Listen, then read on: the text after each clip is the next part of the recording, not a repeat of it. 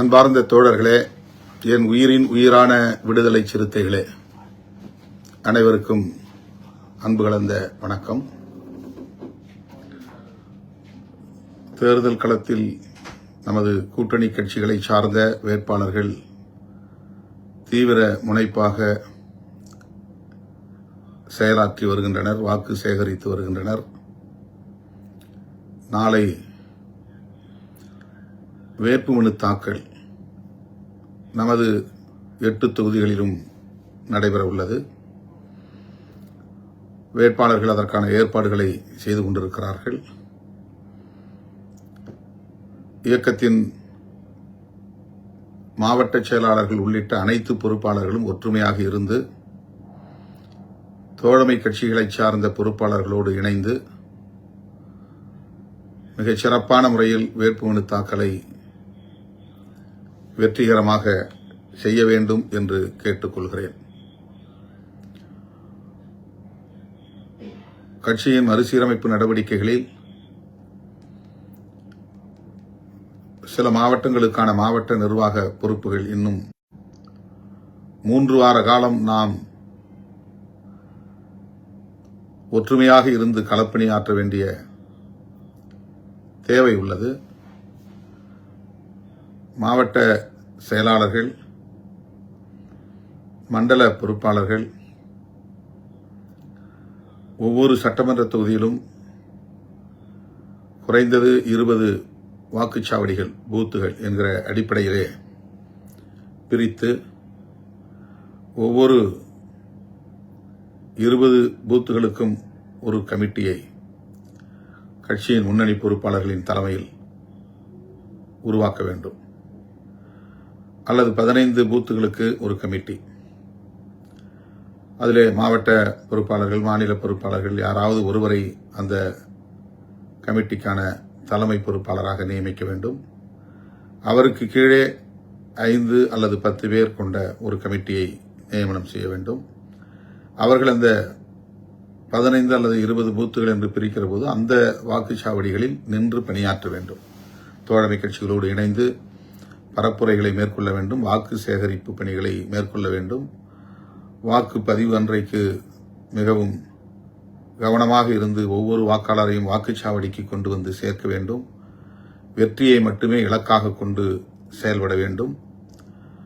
ஆகவே நாம் போட்டியிடுகிற தொகுதிகளில் மட்டுமின்றி 234 தொகுதிகளிலும் பூத் வாரியாக தேர்தல் பணிக்குழுக்களை நியமிக்க வேண்டும். மேலிடத்திலிருந்து, அதாவது தலைமையிடத்திலிருந்து நாம் போட்டியிடக்கூடிய 8 தொகுதிகளுக்கும் மேற்பார்வையாளர்கள் என்கிற பெயரில் 2 பேர் நியமனம் செய்திருக்கிறோம். அது அதிகாரப்பூர்வமான அறிவிப்பாக வெளிவரும். மற்றபடி அந்த தொகுதியிலேயே இருக்கிற மாநில பொறுப்பாளர்கள், துணைநிலை அமைப்புகளின் மாவட்ட பொறுப்பாளர்கள், கட்சியின் மாவட்ட நிர்வாகிகள் அந்த மாவட்டம் முழுவதும் தனக்கு அதிகாரம் இருக்கிறது என்று கருதாமல், மாநில பொறுப்பாளர்களாக இருப்பதால் மாநிலம் முழுவதும் அதிகாரம் இருக்கிறது என்று கருதாமல், தேர்தல் நேரத்தில் எந்த பகுதிக்குள்ளே நின்று வேலை செய்ய வேண்டும் என்று நாம் வேலைகளை பகிர்ந்து கொள்கிறோமோ அந்த பகுதிக்குள்ளேயே நின்று அந்த பணிக்குழு பொறுப்பாளராக மட்டும் பணியாற்ற வேண்டும். நான் இளஞ்சிறுத்தைகள் மாநில செயலாளர் அல்லது மகளிர் விடுதலை இயக்கத்தின் மாநில செயலாளர், எனவே மாநிலம் முழுவதும் சுற்றி வருகிற அதிகாரம் எனக்கு இருக்கிறது என்று போட்டு குழப்பிக் கொள்ளக்கூடாது. கட்சி அதிகாரம் என்பது வேறு, தேர்தல் பணிக்குழுவுக்கான பொறுப்பாளர்களாக நியமிக்கப்படுகிற போது அதற்கான அதிகாரம் அல்லது கடமை என்பது வேறு. ஆகவே ஒரு சட்டமன்ற தொகுதியில் 250 வாக்குச்சாவடிகள், பூத்துகள் இருக்குமேயானால் அதை 20 பிரித்து நமக்கு இயக்கம் உள்ள அல்லது கிளைகள் உள்ள பகுதிகளில் மட்டுமின்றி கிளைகளே இல்லாத பகுதிகளாக இருந்தாலும் அந்த வாக்குச்சாவடிகள் இந்த 20க்குள்ளே கணக்கிலே வைத்துக் கொள்ள வேண்டும். 15 குறைந்தது பிரிக்கலாம் அல்லது குறைந்தது 20 பிரிக்கலாம். அப்படி பிரிக்கிற போது அதற்கென்று ஒரு கமிட்டி, அந்த கமிட்டியில் ஒரு இளஞ்சிறுத்தைகள் மாவட்ட அமைப்பாளரையோ அல்லது தொழிலாளர் அணியின் மாவட்ட அமைப்பாளரையோ அல்லது விவசாய அணியுடைய நிர்வாகியோ, இளஞ்சிறுத்தைகள் மகளிர் விடுதலை இயக்கம் போன்ற துணைநிலை அமைப்புகளின் மாவட்ட பொறுப்பாளர்களையோ அந்த பகுதியில் இருக்கிற ஆக்டிவாக செயல்படக்கூடியவர்களை அந்த கமிட்டிக்கான ஒரு தலைமை பொறுப்பாளராக நியமித்து அவருக்கு கீழே சிறப்பாக செயல்படக்கூடிய 5 அல்லது 10 பேர். இதில் சீனியர் ஜூனியர் என்பதெல்லாம் பார்க்க தேவையில்லை. மாநிலம் மாவட்டம் என்றெல்லாம் பார்க்க தேவையில்லை. ஆர்வமாக இருக்கிற அனைவரும் ஒரு குழுவுக்குள்ளே இடம்பெற வேண்டும், அவ்வளவுதான். 20 நாட்களுக்கு மட்டும் தற்காலிகமாக அந்த குழு பொறுப்பாளராக இருந்து நீங்கள் பணியாற்ற வேண்டும். மேலிருந்து 2 பேர், அவர்களோடு மாவட்ட செயலாளர், மண்டல செயலாளர், மண்டல துணை செயலாளர், பொது நிர்வாகம், அந்த குறிப்பிட்ட சட்டமன்ற தொகுதிக்கான மண்டல துணை செயலாளர், இவர்கள் ஒருங்கிணைப்பு குழு. அந்த மேற்பார்வையாளர்களுக்கு அடுத்து மாவட்ட செயலாளர், மண்டல செயலாளர், மண்டல துணை செயலாளர், பொது நிர்வாகம், அந்த குறிப்பிட்ட சட்டமன்ற தொகுதிக்கான மண்டல துணை செயலாளர், இவர்கள் ஒருங்கிணைப்பு குழு. இந்த குழுதான் 20 பூத்துகளாக பிரித்து அங்கே தேர்தல் பணிக்குழுவை நியமனம் செய்து அதிகாரப்பூர்வமாக நீங்களே அறிவிக்க வேண்டும், முகநூலில் அறிவிக்க வேண்டும், அல்லது டைப் செய்து கையெழுத்திட்டு தோழமை கட்சியிடம் இவர்கள்தான் எங்கள் பொறுப்பாளர்கள் என்று கொடுக்க வேண்டும். ஒவ்வொருத்தருடைய தொலைபேசி எண்களையும் அதில் பதிவிட்டு தர வேண்டும். குறிப்பாக திராவிட முன்னேற்றக் கழகத்திற்கான தேர்தல் பணிக்குழு பொறுப்பாளர்கள் யாரோ அவர்களோடு நெருங்கிய தொடர்பில் இருக்க வேண்டியவர்கள். மேலிடத்திலிருந்து நாம் நியமிக்கிற மேற்பார்வையாளர்கள் இந்த மாதிரியான குழு எவ்வாறு நியமிக்கப்படுகிறது, யார் யார் விடுபட்டு போயிருக்கிறார்கள், அவர்கள் எல்லாம் இணைப்பது எப்படி, அல்லது யார் யார் இணைத்தாலும் அவர்கள் தேவையில்லை, அவர்கள் சரியாக பணியாற்ற மாட்டார்கள் என்றால் அவர்களை தவிர்ப்பது போன்ற பணிகளை மேற்பார்வை செய்வது, பரப்புரைகளில் எந்த அளவுக்கு ஈடுபடுகிறார்கள் என்கிற அனைத்தையும் மேற்பார்வை செய்கிற பொறுப்பு தான் மேற்பார்வையாளர் பொறுப்பு. ஒருங்கிணைப்பு குழு மாவட்ட செயலாளர், மண்டல செயலாளர், மண்டல துணை செயலாளர்கள், அதிலே குறிப்பாக மண்டல துணை செயலாளர், பொது நிர்வாகம், மண்டல துணை செயலாளர், அந்த குறிப்பிட்ட சட்டமன்ற தொகுதிக்கான மண்டல துணை செயலாளர், மற்ற எல்லா பொறுப்பாளர்களும் இவர்களுக்கு மேலான பொறுப்பிலே இருந்தாலும் சீனியர் ஜூனியர் என்றெல்லாம் பார்க்காமல் அவர்கள் அத்தனை பேரையும் ஒரு குழுக்குள்ளே கொண்டு வந்து பணியாற்றச் செய்வது. இந்த பணிகளை உடனடியாக மேற்கொள்ள வேண்டும் என்று கேட்டுக்கொள்கிறேன். அடுத்து ஒவ்வொரு சட்டமன்ற தொகுதிக்கும் குறைந்தது 5 லட்சத்திலிருந்து அதிகபட்சம் எவ்வளவு இயலுமோ அதை கட்சி நிதியாக வழங்க வேண்டும், விரைந்து வழங்க வேண்டும் என்று ஒவ்வொரு பொறுப்பாளருக்கும் இவ்வளவு ரூபாய் என்று நான் ஏற்கனவே முகநூலில் ஒரு வரையறை செய்து வேண்டுகோள் விடுத்திருந்தேன்.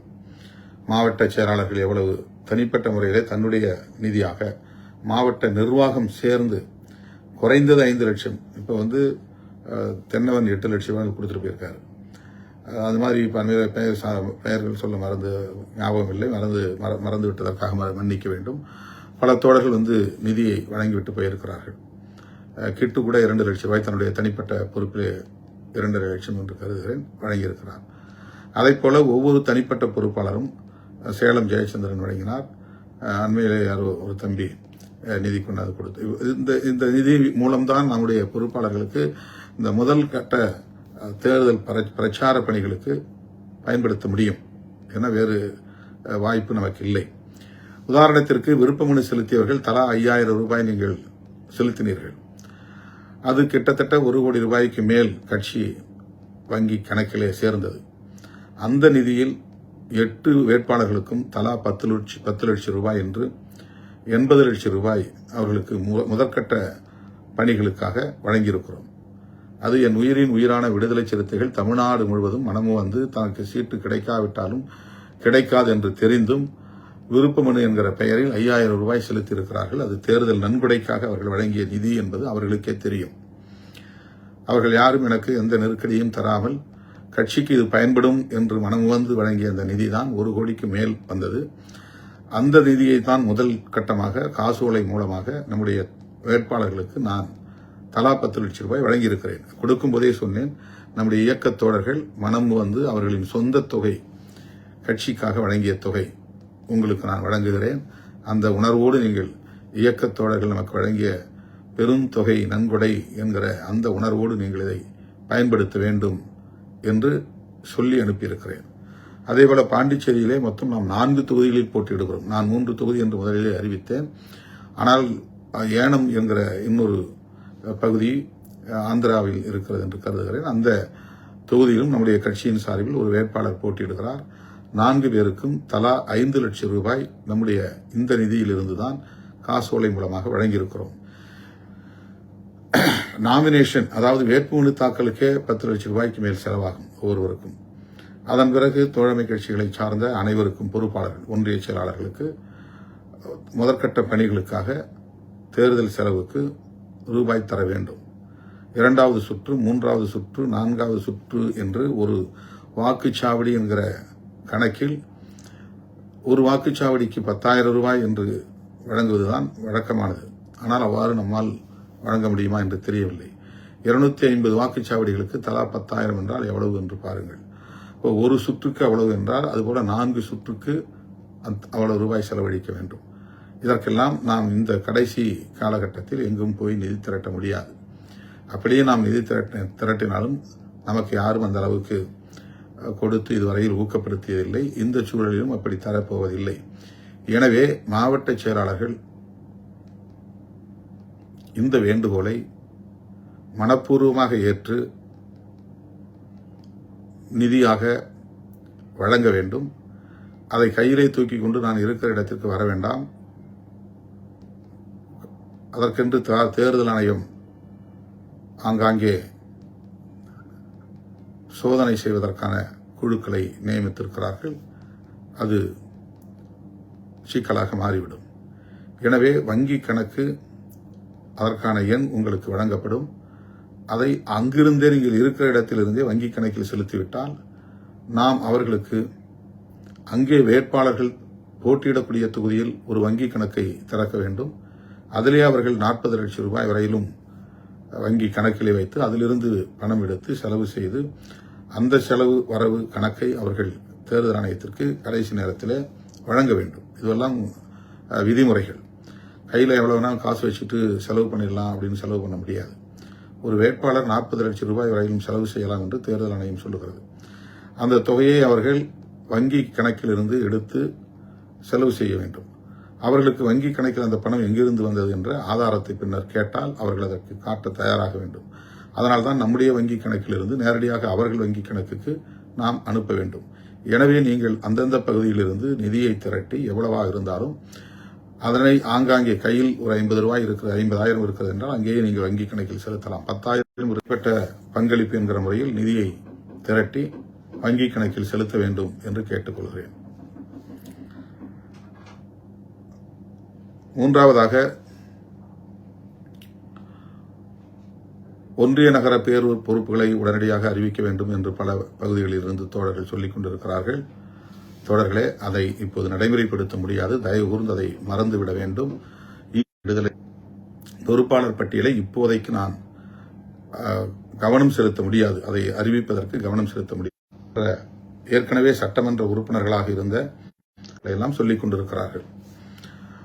நமக்கு ஆதரவானவர்கள் ஒரு யூகம், நமக்கு எதிரானவர்களுக்கு இன்னொரு யூகம் என்று அவரவர் யூகங்களை எல்லாம் செய்திகளாக பரப்பிக் கொண்டிருக்கிறார்கள், பதிவு செய்து கொண்டிருக்கிறார்கள்.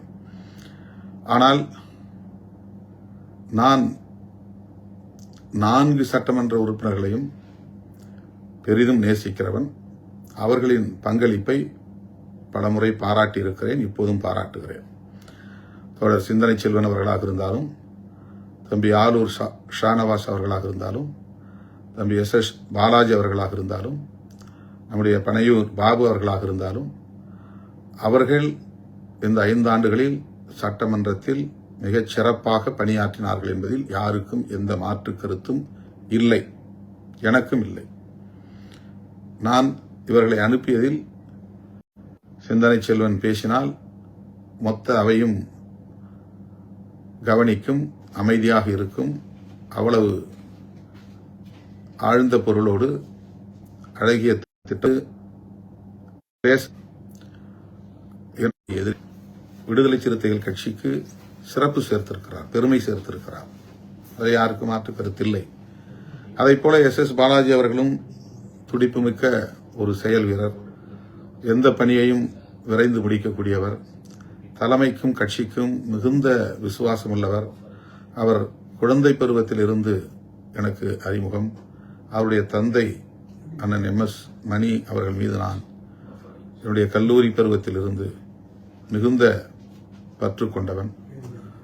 நான் ஒரு இயக்கத்தின் தலைவராக தமிழகம் தழுவிய அளவில் ஒரு பெரிய இயக்கத்தை உருவாக்கி அதன் தலைவராக செயல்பட்டுக் கொண்டிருக்கிறேன் என்பதை ரொம்ப கால இடைவெளிக்கு பிறகு அறிந்து என்னை தேடி வந்து என்னை வாழ்த்தியவர் அண்ணன் MS மணி அவர்கள். அவருடைய அருமை புதல்வன். குழந்தையாக இருந்தபோது நான் பார்த்த அந்த தம்பி ஒரு அரசியல் ஆளுமையாக வளர்ந்து மக்கள் தொண்டாற்றுவதற்கு இந்த இயக்கத்திலே தன்னை இணைத்துக் கொண்டார். அதன் பிறகுதான் இந்த வளர்ச்சி. இந்த கட்சி மெல்ல மெல்ல வளர்ந்து கொண்டிருந்த காலத்தில் தன்னை இணைத்துக் கொண்டவர். அவருக்கு முதலிலே நாம் சோழிங்கநல்லூரில் போட்டியிடுகிற வாய்ப்பை தந்தோம். 2வது மயிலம் தொகுதியில் போட்டியிடுகிற வாய்ப்பை தந்தோம். 3வது திருப்பூரில் போட்டியிட்டு வெற்றி பெற்று சட்டமன்ற உறுப்பினராக மிகச் சிறப்பாக பணியாற்றியிருக்கிறார், பங்களிப்பு செய்திருக்கிறார். அமைச்சர்கள் ஒவ்வொருவரும் அவருடைய வாத திறமையை நம்மிடத்திலே பாராட்டியிருக்கிறார்கள். ஆகவே அவருடைய பெர்ஃபார்மன்ஸ் என்பதிலும் யாருக்கும் எந்த மாற்று கருத்தும் இருக்க வாய்ப்பில்லை, எனக்கும். அதேபோல பனையூர் பாபு அவர்கள் அனைத்து விவாதங்களிலும், குறிப்பாக ஆதிதிராவிட நலத்துறை சார்ந்த விவாதங்களில் பங்கேற்று அவருடைய பங்களிப்பை பலரும் பாராட்டும் வகையில் சிறப்பாக பதிவு செய்திருக்கிறார். குறிப்பாக அவர் சட்டமன்றத்தில் பேசியதன் அடிப்படையில் தான் முதலமைச்சர் அவர்கள் தியாகி இமானுவேல் சேகரனாருடைய மணிமண்டபத்தை அமைப்பதற்கு வாக்குறுதி அளித்தார். அதே சட்டமன்றத்தில் அவருடைய பெயரை சுட்டிக்காட்டி அவருடைய வேண்டுகோளை நிறைவேற்றும் வகையில் நான் இந்த அறிவிப்பை செய்கிறேன் என்று அறிவிப்பு செய்தார் மாண்புமிகு முதலமைச்சர் அவர்கள். அதன்படி இன்றைக்கு தியாகி இமானுவேல் சேகரனார் மணிமண்டபம் எழிலார்ந்த மணிமண்டபமாக இன்றைக்கு பரமக்குடியிலே செல்லூரிலே இருக்கிறது என்று சொன்னால் அதற்கு நம்முடைய சட்டமன்ற உறுப்பினர் பனையூர் பாபு அவர்களின் பங்களிப்பு இப்படி எண்ணற்ற பல விவாதங்களில் பங்கேற்று சிறப்பாக பணியாற்றியிருக்கிறார் என்பதை மாற்று கருத்தில்லை. அப்படி இருக்கிற போது இந்த 3 பேரையும் ஏன் வாய்ப்பு கொடுக்காமல் தவிர்க்க வேண்டும் என்ற கேள்வி எழுவது இயல்பு. இதற்கு எந்த உள்நோக்கமும் கிடையாது. ஒரு முறை கூட எங்களுக்கு வாய்ப்பு கிட்டவில்லை என்று போராடுகிறவர்களின் எண்ணிக்கை அதிகம். முதல் முறை கிடைத்தது, வெற்றி பெற்றோம். 2வது முறையும் எங்களுக்கு கிடைக்கவில்லை என்கிற எதிர்பார்ப்பு சிறப்பாக பணியாற்றியவர்கள் என்கிற அடிப்படையில் ஆளூர் ஷானவாஸ் அவர்களுக்கு இருப்பதிலும், பாலாஜி அவர்களுக்கு இருப்பதிலும், பனையூர் பாபு அவர்களுக்கு இருப்பதிலும் நியாயம் இருக்கிறது, இல்லை என்று நான் மறுக்கவில்லை. நம்முடைய கட்சி 8 இடங்களை மட்டுமே பெறுகிற கட்சி. குறைந்த எண்ணிக்கையில் இடங்களை பெறுகிற போது அவர்களுக்கு என் மீது வருத்தம் இருக்கும். அதாவது நாம் முன்கூட்டியே கேட்டோமே, அப்போதே சொல்லியிருக்கலாம் அல்லவா, நமக்கு இல்லை என்று சொல்லியிருக்கலாம் அல்லவா, அல்லது உண்டு என்று உத்தரவாதம் கொடுத்திருக்கலாம் அல்லவா என்று அவர்கள் நினைக்கக்கூடும். அப்படி நான் சொல்ல முடியாது. கடைசி நிமிடத்தில் கூட நான் ஒரு முடிவை எடுக்க நேரும். ஒரே முடிவை 1 மாதத்திற்கு முன்னதாக எடுத்து அதை நான் நடைமுறைப்படுத்தும் நிலை நமது இயக்கத்தில் கிடையாது. அப்படி எதையும் நான் முன்கூட்டி எடுக்க முடியாது. ஆகவே ஒவ்வொருவரும் என்னை தொடர்ந்து கேட்டுக்கொண்டே இருக்கிற போது அவர்களுக்கு நான் பதில் சொல்லாமல் முகத்தை திருப்பிக் கொண்டிருப்பேன், அல்லது பதில் சொல்லாமல் இருந்திருப்பேன். அவர்களை நான் புன்முறுவலோடு வரவேற்காமல் இருந்திருப்பேன். மன அழுத்தத்தோடு அவர்களை நான் சந்தித்திருப்பேன். இதுவெல்லாம் எனக்கு இருக்கிற நெருக்கடி என்பதை அவர்கள் புரிந்து கொள்ள வேண்டும். யாரையும் நான் வெறுக்கவில்லை, அல்லது யாரையும் நான் தவிர்க்கவில்லை, யாரையும் நான் பழிவாங்க வேண்டும் என்று எண்ணவில்லை. பெறக்கூடிய அணியில் எனக்கு வாய்ப்பு கொடுக்குங்கள் என்று 2 முறை வாய்ப்பு கிடைத்தவர்கள் 3வது முறையாக வெற்றி பெறுவதற்கான அணியிலே எனக்கு தாருங்கள். ஒரு முறை நான் சட்டமன்றத்திற்கு செல்ல வேண்டும், ஒரே ஒரு முறை நான் சட்டமன்றத்திற்கு செல்ல வேண்டும் என்று கோரிக்கை வைக்கக்கூடிய தோழர்களும் உண்டு. தொடர்ந்து உங்களோடு நான் நம்பிக்கைக்குரியவனாக அல்லது விசுவாசத்திற்குரியவனாக, தலைமைக்கும் இயக்கத்திற்கும் விசுவாசத்திற்குரியவனாக இருந்து பணியாற்றி இருக்கிறேன். தலைமையை மேலும் மேலும் மக்களிடத்திலே கொண்டு போய் சேர்ப்பதற்கான பணிகளை செய்திருக்கிறேன். அதனை அங்கீகரிக்கிற வகையில் எனக்கு ஒரு முறையாவது வாய்ப்பு கொடுங்கள் என்று கேட்கிறவர்கள் உண்டு. ஆண்களுக்கு மட்டுமே கொடுக்கிறீர்கள், பெண்களுக்கு கொடுங்கள் என்று பெண்கள் தரப்பிலிருந்து கோரிக்கை எழுகின்றன. இப்படி சொல்லிக்கொண்டே போகலாம். மாநில பொறுப்பாளர்களுக்கு மட்டுமே வழங்குவீர்கள், அடுத்த நிலை பொறுப்பாளர்களுக்கு வழங்க மாட்டீர்களா என்ற கேள்வியை எழுப்பவர்களும் உண்டு. வேறு பகுதிகளில் இருந்து கொண்டு வந்து எங்கள் சொந்த தொகுதியை போடுகிறீர்கள், உள்ளூரில் சொந்த தொகுதியை சார்ந்தவர்களுக்கு வாய்ப்பை வழங்க மாட்டீர்களா என்று கேள்வி எழுப்புபவர்களும் உண்டு. நம்மிடத்திலே ஒரு 20 தொகுதிகள் இருக்கின்றன என்று சொன்னால், முன்னணி தோழர்கள் ஒரு 10 பேருக்கு கொடுத்து முடித்துவிட்டு ஒரு 10 தொகுதி என் கையிலே இருந்தால் நான் சுதந்திரமாக முடிவெடுக்க முடியும். இப்போது நான் அறிவித்திருக்கிற இந்த வேட்பாளர்களில் 3 பேரை ஏற்கனவே சட்டமன்ற உறுப்பினர்களாக இருந்தவர்களை வாய்ப்பு தராமல் தவிர்த்துவிட்டு அந்த இடத்தில் புதிய 3 பேருக்கு வழங்கியிருக்கிறோம். புதிய 3 பேர் அல்லது புதிய 2 பேர், 2 பொது தொகுதி, பண்ருட்டி தொகுதி, அதில் அப்துல் ரஹ்மான், திருப்போரூரில் பன்னீர்தாஸ். இவர்கள் யாரும் திடீரென்று கட்சிக்கு வந்தவர்கள் இது. என்னுடைய முடிவை தவறாக கருத மாட்டார்கள் என்று நான் நம்புகிறேன். அப்படித்தான் நம்பி நான் இந்த முடிவை எடுத்தேன். ஆலூர் ஷானவாஸை போல அப்துல் ரஹ்மானால் பேச முடியுமா என்று கேள்வி எழுப்பலாம். ஆலூர் ஷானவாஸை போல வாதத்திறமை உள்ளவரா என்று கேள்வி எழுப்பலாம். ஆலூர் ஷானவாஸ் சட்டமன்றத்தில் பேசினாலும் சரி, சட்டமன்றத்தில் இல்லாமல் வெளியிலே பேசினாலும் சரி, அது நம்முடைய கட்சிக்கு வலு சேர்க்கும் என்பதிலே யாருக்கு மாற்று கருத்து இல்லை. ஆனாலும் 20-30 ஆண்டுகளாக உங்களோடு தொடர்ந்து பயணிக்கிறேன் நான், இந்த முறையாவது எனக்கு வாய்ப்பு கொடுங்கள் என்று கேட்டார். ஏற்கனவே அவருக்கு ஒரு முறை வேலூரிலே கொடுத்தோம். மக்கள் நல கூட்டணியில் மிக குறைவான வாக்குகளை ஒருவராக அவர் இருந்தார். அவரால் திறம்பட மக்களை சந்தித்து வாக்கு சேகரிக்க முடியவில்லை என்கிற விமர்சனங்கள் இருந்தாலும் கூட அவருக்கு தர வேண்டிய ஒரு சூழல் கடைசி நிமிடத்திலே உருவானது. நாகப்பட்டினமாக இருந்திருந்தால் ஷானவாஸாகத்தான் இருந்திருப்பார். நான் மாற்று சிந்தனைக்கு போயிருக்க வாய்ப்பில்லை. நாகப்பட்டினம் திரு ஜவாஹருல்லாவுக்கு வழங்கிவிட்டார்கள். ஏன் என்று விசாரித்த போது ஷானவாஸ் அவர்களே அந்த தொகுதியில் மீண்டும் போட்டியிட விரும்பவில்லை என்ற தகவலை சொன்னார்கள். பிறகு ராயபுரத்தைத்தான் ஷானவாஸ் விரும்புகிறார் என்ற தகவல் கிடைத்தது. நான் உடனே ராயபுரம் டிக் செய்துவிட்டேன். அது ஷானவாஸுக்காக. திருப்போரூர் பாலாஜி மீண்டும் போட்டியிடுகிறார், அதை அப்படியே நான் எழுதி வைத்திருக்கிறேன், டிக் அடித்து விட்டேன்.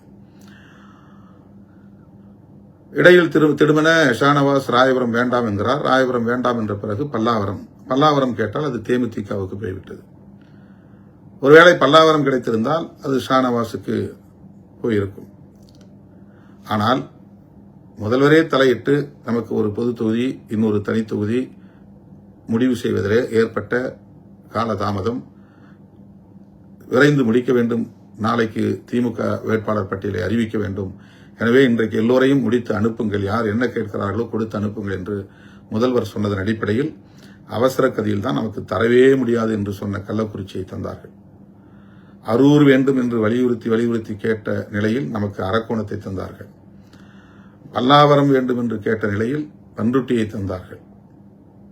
இப்படி கடைசி நிமிடத்தில் முடிவானது. பண்ருட்டி என்று வந்த பிறகு அளிக்கிறார்கள் என்பதை யாரும் மறுக்க முடியாது. அல்லது எதிர்த்தரப்பை சார்ந்தவர்கள் அந்த சாதி உணர்வை தூண்டுவதற்கும் வாய்ப்பு இருக்கிறது. எனவே ஒரு வன்னிய சமூகத்தை சார்ந்த வேட்பாளரைத்தான் அங்கே நியமிக்க வேண்டும், போட்டியிட அனுமதிக்க வேண்டும் என்ற ஒரு கருத்தும் சொல்லப்பட்டது. இந்த நிலையில்தான் கடைசியாக ஒரு இஸ்லாமியரை போட்டே ஆக வேண்டும். எங்களுக்கு ஒரு தொகுதி திருப்போரூர், அங்கு இஸ்லாமியரை போட முடியாது. நாங்கள் 2 தொகுதியில் ஒரு தொகுதி இஸ்லாமியருக்கு வழங்குவதை ஒரு கடமையாக வைத்திருக்கிறோம் என்று சொல்லி ஒரு இஸ்லாமியரை நாங்கள் போடுவதென்றால் ஷானவாஸைத்தான் போட வேண்டும் என்ற முடிவில் இருந்தபோது அப்துல் ரஹ்மான் குறுக்கிட்டார். அவர் தன்னுடைய வாய்ப்பை மறுபடியும் வலியுறுத்தினார். ஷானவாஸிடம் சொல்லிக் கொள்ளலாம், இந்த முறை நாம் அப்துல் ரஹ்மானுக்கு தரலாம் என்று நான் என்னுடைய சுயமான சிந்தனையிலிருந்து எடுத்த முடிவு. அது மேலோட்டமாக பார்த்தால் பிழையாக இருக்கும் என்று நீங்கள் கருதலாம். அது பிழையாக கூட இருக்கட்டும். ஆனால் ஷானவாஸ் கூடாது, அவரை தவிர்க்க வேண்டும் என்ற எண்ணத்தில் எடுக்கப்பட்டதல்ல. அப்துல் ரஹ்மானுக்கு ஒரு வாய்ப்பு தருவோம் என்கிற அடிப்படையில் வழங்கப்பட்டது. அவ்வளவுதான். இதில் வேறு எந்த உள்நோக்கமும் கிடையாது. தம்பி பாலாஜியை பொறுத்தவரையில் அவர் எப்போதும் என்னோடு இருக்கக்கூடியவர். இந்த 4 சட்டமன்ற உறுப்பினர்களில் பாலாஜி அடிக்கடி என்னோடு இருந்து என்னுடைய கஷ்ட நஷ்டங்களை புரிந்து எனக்கு ஒத்துழைப்பு நல்கியவர். பொருளாதார ரீதியாக கூட கட்சி தலைமை அலுவலகத்தை புனரமைப்பு செய்தபோது அவருடைய பங்களிப்பு குறிப்பிட்டு சொல்லக்கூடிய அளவுக்கு இருந்தது என்பதை யாரும் மாற்று கருத்து சொல்ல முடியாது. ஆகவே அவரை என்னால் சமாதானப்படுத்த முடியும், அல்லது நான் சொன்னால் அவர் கேட்டுக்கொள்வார், அல்லது என் தலைமையின் மீது அவருக்கு ஒரு நம்பிக்கை இருக்கிறது, அதனால் நான் எடுக்கிற முடிவில் அவருக்கு ஒரு நியாயம் தெரியும் என்று நம்பி நான் அந்த முடிவை எடுத்தேன். இன்னொருவருக்கு வாய்ப்பு. தோழர்களே, வேட்பாளர் தேர்வில் எந்த உள்நோக்கமும் இல்லை. ஷாநவாஸ், SS பாலாஜி, பனையூர் பாபு ஆகிய மூவரும் தங்களுடைய வருத்தங்களை அல்லது வேதனைகளை என்னிடத்தில் நேரிலே வந்து வெளிப்படுத்தலாம். தொடர்ந்து கட்சியில் நல்ல பொறுப்புகளை ஏற்று சிறப்பாக பணியாற்றுவார்கள் என்று நான் நம்புகிறேன். ஆளாளுக்கு முகநூலில் கண்டபடி எழுதுவதை தவிர்க்க வேண்டும் என்று கேட்டுக்கொள்கிறேன்.